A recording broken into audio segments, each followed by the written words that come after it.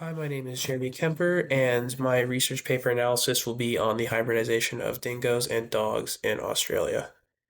So, this is a research topic that has been very prevalent over the past couple of decades,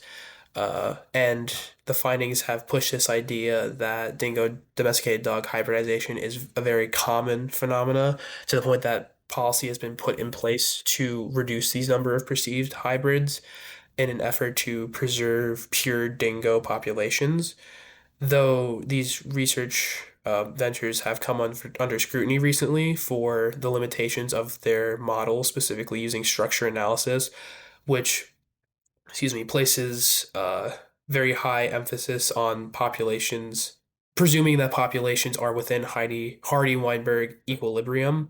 and does not take into account things like population bottlenecks.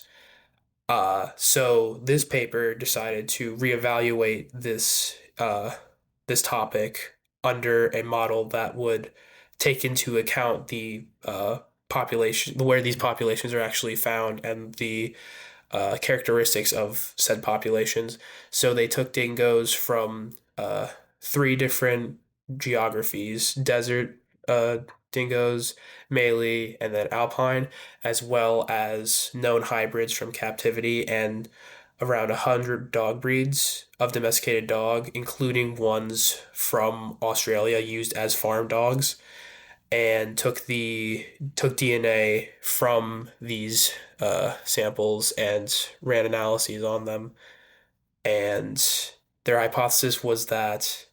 the domesticated dog dingo hybrids aren't as prevalent as previous data suggests, and because of that, these dingo populations are more isolated and more have less genetic diversity, and their findings supported this their hypothesis. Specifically, this first table, it shows population size and then the heterozygosity observed, expected, and then expected, taking into account various sample sizes because they are not all the exact same sample size, as well as the inbreeding coefficient. The inbreed coefficient of dingoes is significantly higher than that of hybrids and domesticated dogs, while the heterozygosity is on average lower than hybrids and domesticated dogs, pointing to this idea that dingo populations are more isolated and receive low amounts of gene flow or genetic diversity, and instead recycle through the same genes through inbreeding with low genetic diversity, uh, which points to the idea that hybridization from outside populations is not common or observed really that much. Uh, and then this second table shows the measured genetic differences between each group. And as you can see, dingoes had higher levels on average of genetic difference, uh, including uh, the mallee, which had by far the highest of the three, which points to it being more of an isolated population and not sharing uh, genetic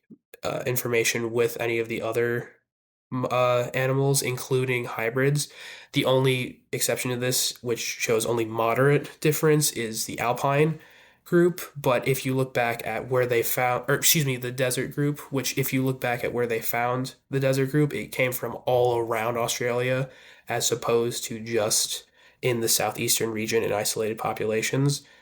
And then this final set of visuals shows how the genetic makeup of dingoes is most closely related to New Guinea singing dogs,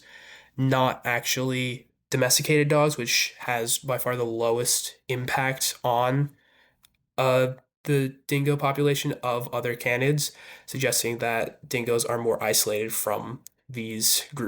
from this group of domesticated dogs. And the significance of these findings for conservation and political efforts, as previously mentioned, with the removal of perceived hybrids, now that it has been proven that, or in this research study, it points to hybrids not being common. Hopefully, these removal efforts will cease or slow so that needless deaths do not continue. And it shows the importance of reviewing research limitations and making sure your models fit uh, with the different groups that you are going to be and environments that you are going to be measuring, and that it fits the type of research you are attempting to do so that it does not tamper with results. Thank you.